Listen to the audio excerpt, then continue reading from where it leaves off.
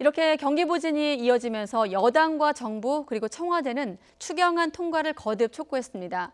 국회 정상화를 위한 여야 간 물밑 협상은 오늘도 계속되고 있지만 여전히 진통이 이어지고 있습니다. 취재기자 연결해 보겠습니다. 김주영 기자. 네, 국회입니다. 네, 일단 여권이 이 추경안 통과를 위해서 한국당에 대한 압박을 강화하고 있네요. 네, 오늘 고위 당정청 회의에서 참석자들은 경제 상황이 시급하다며 한 목소리로 추경안 통과를 촉구했습니다. 이해찬 민주당 대표는 한국당 황교안 대표가 대통령과 여야 대표 간 회동을 무산시키고 국회의장과의 모임에도 불참하면서 무슨 명목으로 민생을 말하는지 알 수 없다고 비판했습니다.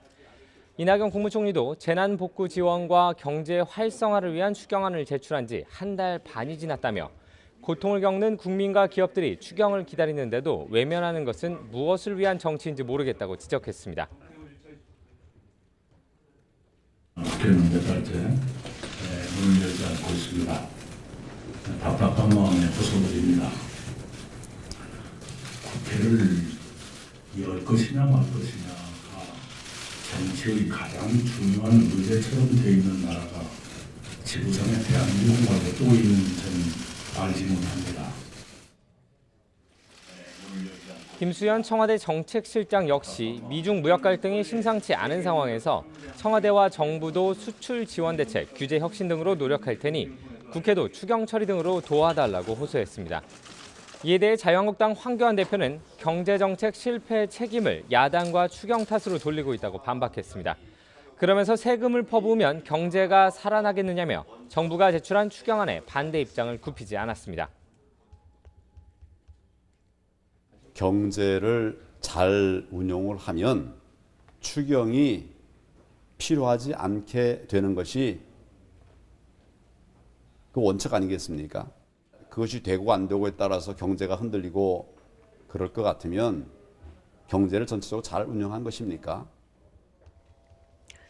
네, 결국 이 추경안 통과의 전제, 관건은 국회 정상화일 텐데 어떻습니까? 몇 주간 계속되었던 여야 협상, 어느 정도 좀 진척이 된 건가요? 네, 국회가 문을 닫고 있는 상황에 대한 비판의 목소리가 커지면서 여야의 물밑 협상도 빠르게 움직이고 있습니다.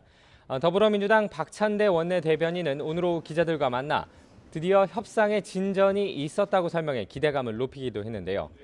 바른미래당과 함께 패스트트랙 안건의 합의 처리 문구와 관련한 새로운 제안을 했고 한국당에서 이를 수용해 어느 정도 합의가 이루어졌다고 말했습니다. 민주당 이인영 원내대표는 이와 관련해 합의문 문구 조정 작업이 여전히 진행 중이라며 아직은 물밑 접촉 단계라고 설명했습니다. 한국당 측도 전혀 합의된 것 없는데도 민주당이 자꾸 언론 플레이만 하고 있다며 불편한 심기를 드러내기도 했습니다. 다만 전국 경색 장기화에 따른 부정적 여론이 갈수록 커지고 있는 만큼 여야 간 물밑 대화가 한층 빨라질 것이라는 관측도 나오고 있습니다. 지금까지 국회에서 YTN 김주영입니다.